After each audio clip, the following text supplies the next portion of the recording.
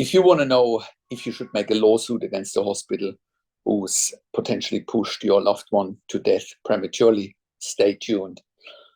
Hi, my name is Patrick Hutzel from intensivecarehotline.com, and today I have an email from Lena who says, "Hi Patrick, I need to make a lawsuit against the ICU because they stopped life support, which was the feeding tube and the medication for my mom, and pushed her to death. I wanted her to transfer to another hospital and they refused. Can you help?" Well, Lena, I'm very sorry to hear that, but like I've been saying for over 10 years now, the biggest challenge for families in intensive care is that they don't know what they don't know. They don't know what to look for. They don't know what questions to ask. They don't know their rights, and they don't know how to manage doctors and nurses in intensive care. I can't tell you how many emails that I get like this, where families don't see the train coming. They're running towards the fire and they don't even know that it's coming because they trust blindly. They trust blindly that the intensive care team will just do what's in the best interest for their loved ones. But the reality is that many intensive care teams, not all, will do what's in the best interest for the hospital and for the ICU, for finances, for budgets, for bed management, for staff levels, and so forth. So it is really important, that you do your research and that you get help from day one, when you have a loved one critically ill in intensive care, and don't leave it up to chance. When you have a loved one in intensive care, you are in a once-in-a-lifetime situation that you simply can't afford to get wrong. And this is clear from Lena's email here, that she got it terribly wrong and she potentially lost her mom because she didn't do her research and she left it up to chance. I mean, think about it. If you have a loved one critically ill in intensive care, will you leave it up to chance, or will you get a second opinion? And will you take action? It's interesting that, so many families watch my videos and they say, "Oh, great videos," and then they don't take action, and then they find themselves in a situation like that. They think they can manage intensive care teams themselves. I mean, I have worked in critical care for nearly 25 years in 3 different countries, where I also worked as a nurse manager for over 5 years. I've seen the system at work. I know how the system works inside out. And, I've been consulting and advocating for families in intensive care since 2013 here at intensivecarehotline.com. And we have saved many lives with our consulting and advocacy. And you can verify that on our testimonial section or on our podcast section where we have done client interviews. So in this situation, Lena, we can look at the medical records and look for medical negligence. It's very simple. And then, once we've established that there is medical negligence, then you can take it to a lawyer.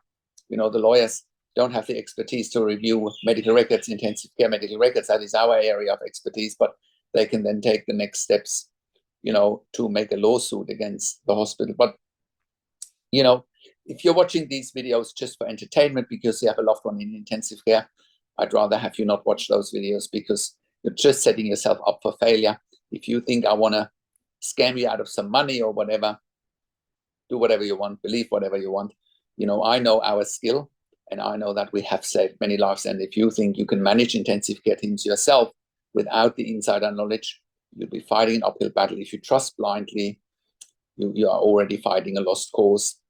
That is just my tip for today. You are in a once-in-a-lifetime situation that you simply can't afford to get wrong.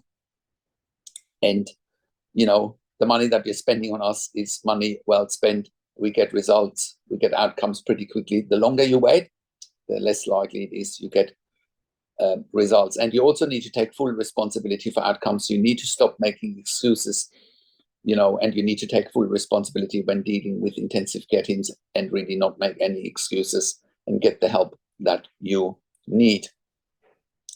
Because we're getting so many questions from families in intensive care, that's also why we created a membership for families of critically ill patients in intensive care. And you can get access to our membership if you go to intensivecarehotline.com, if you click on the membership link, or you go to intensivecaresupport.org directly. In the membership, you have access to me and my team 24 hours a day in the membership area. and via email, and we answer all questions intensive care related. You also get exclusive access to 21 videos and 21 ebooks that I have personally written and recorded, making sure you make informed decisions, have peace of mind, control, power, and influence, making sure your loved one gets best care and treatment. Those ebooks and videos will help you to steer this incredibly difficult environment that is intensive care. Also, I do and offer one-on-one consulting and advocacy for families in intensive care over the phone, Skype, Zoom, WhatsApp, whichever medium works best for you.